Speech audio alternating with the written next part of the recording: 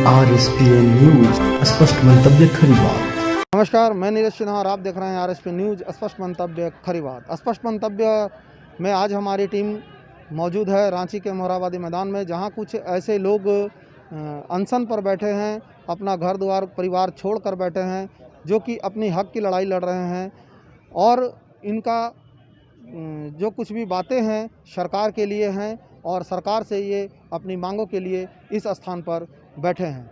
इन लोगों का मुद्दा ये है कि 2011 में एक बहाली निकाली गई थी सिपाही के पद के लिए, जिसमें नियमावली भी लागू किया गया था।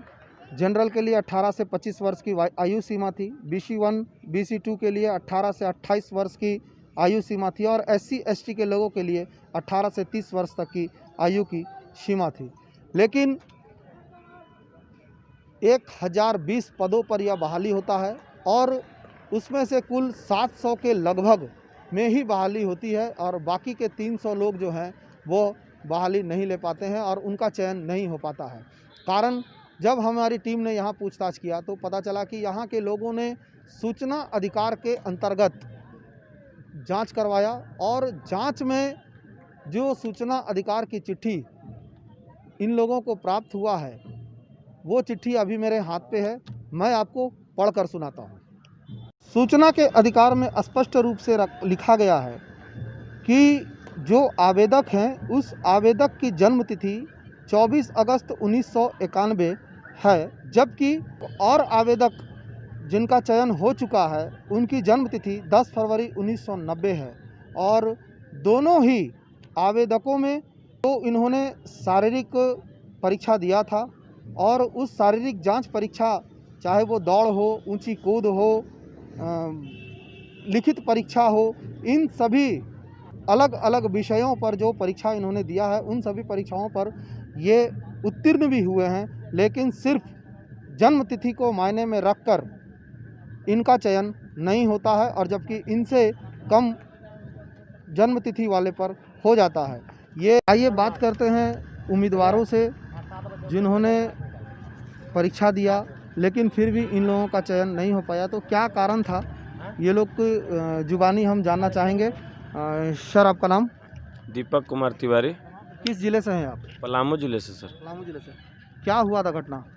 सर, विज्ञापन संख्या 02/2011 प्रकाशित हुई, उसके बाद इसका शारीरिक परीक्षा हुई 2012 में, लिखित परीक्षा हुई 2013 में और प्रथम मेगा सूची निकलती है 2015 में सर।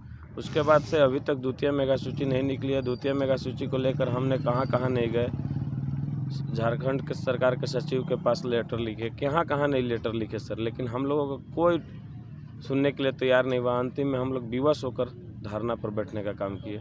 7वीं पास बहाली है सर, हम लोग का उम्र एक्सपायर है और हम चाहते हैं सरकार से कि हमारा द्वितीय मेगा सूची जल्द से जल्द प्रकाशित कराकर हमें नियुक्ति देने का काम करें।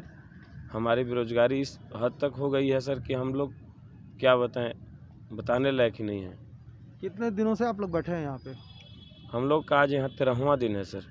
8 दिन तक हम लोग अनशन पर थे तो हमारी सीता सोरेन JMM विधायक आई हुई थी, आन का अनशन तोड़वाने का काम किया और उन्होंने आश्वासन दिया था कि 2 से 4 दिन के अंदर आप लोगों का मांग पूरा कर दिया जाएगा, हम आपकी बात सरकार तक रखेंगे।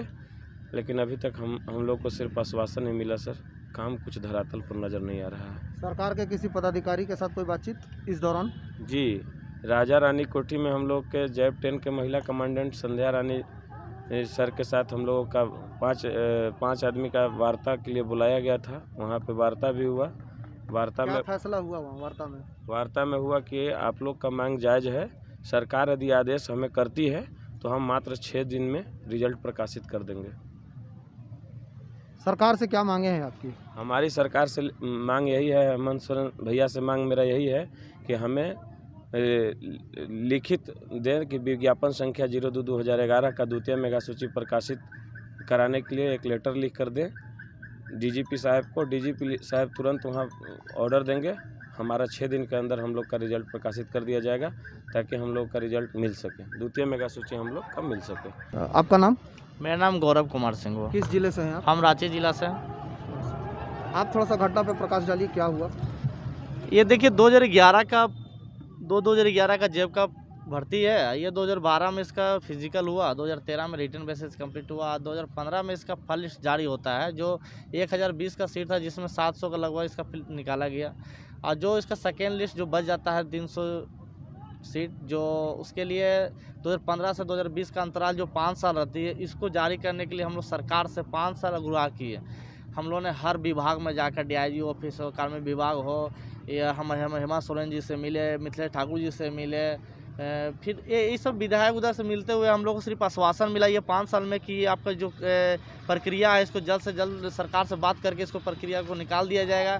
पर अभी तक जो प्रक्रिया जो है नकली आश्वासन में मिल रहा है हम लोगों को, पर इससे आगे इसका कोई प्रोग्रेस नहीं हुआ है। उसके बाद जो हम लोग यहाँ पे डिसाइड किए कि 24 जिला के लड़के जो हैं, ये जो हेमंत सोरेन जी को हम लोगों ने फिर से जिताया कि हम लोग का जो बड़े भैया हेमंत सोरेन जी है, ये हम लोग को पीड़ा को समझेंगे। इन्हीं के जो प्रक्रिया 2011 में भी भर्ती निकली थी और ये प्रक्रिया को ये फिर आएंगे तो हम लोग को उधार होगा। इसीलिए हम लोग 24 जिला मिलकर उनको जिताया, इस सत्ता में खड़ा किया कि हम लोग की गरीबी या बेरोजगारी को ख़त्म करेंगे। पर अभी तक हमारे हेमंत भैया को हमारे जो बेरोजगारी है और हमारी जो समस्या उनको दिखा नहीं अभी तक है। और हमारा आज अनशन, हम लोग 8वां दिन अनशन में बैठे हुए तो हम सीता सोरेन जी आए थे और हम लोग अनशन तोड़ा दिए और बोले कि 2 दिन में आपका कार्रवाई जो है हम हेमंत सोरेन से बात करेंगे और उस प्रक्रिया को आगे निकालने की हम बात करें। पर उन्होंने आश्वासन देके तो चले गए, पर अभी तक हमारा 5वां दिन हो गया, आज तक उनका तरफ से कोई खबर नहीं आया है। और जब हम लोग बात करने के लिए कोशिश कर रहे हैं पर उनसे बात भी नहीं हो पा रही है। और हम लोग को पता नहीं कि अब हम लोग कितने दिन आओ यहाँ पे धरना पे बैठे हुए रहेंगे। पर जब तक हमारा जो मांग पूरी नहीं आती है, वो भी लिखित पर नहीं मिलती है, तब तक हम लोग तो धरना से उठने वाले नहीं है। और इसी में हम लोग को बीच में हमारे नवरात्रि आ गए हैं, तो हम लोगों ने डिसाइड किया कि जब हम लोग यहाँ पे हैं तो हम लोग पूजा पाठ यहीं पे करेंगे, क्योंकि हम लोग घर तो जा नहीं सकते हैं। तो हम लोगों ने यहीं पे दुर्गा माँ जी का फोटो लगाकर अपने खुद के यहाँ पे पूजा वूजा कर रहे हैं। और सरकार को इस जगह से इतना जगाना चाहते हैं कि जब हम लोग को इस समस्या से है तो आज दुर्गा पूजा हो और आगे भी होना हो रहा तो हम लोग यहाँ पे वेट करेंगे सरकार को। अगर हमारी बात आपके थ्रू उनसे समझ में आ रही है, सुन पा रहे हैं, तो हम उनसे निवेदन करते हैं हेमंत सोरेन जी से कि हमारी जो बेरोजगारी को दूर करिए। अब हम लोग आज हम लोग का 14वां दिन हो गया है और आप कब हमारी बात सुनेंगे। और हमारे झारखंड वासी जितने 24 जिला के हैं सभी गरीब भाइयों लोग को तरफ से आपको बोलते हैं कि हमारी मांगों को सेकेंड लिस्ट कम से कम जल्द से जल्द जारी करें। क्या लगता है आपको इस तरह से अनशन पर बैठने से सरकार आपकी बातें सुन लेगी?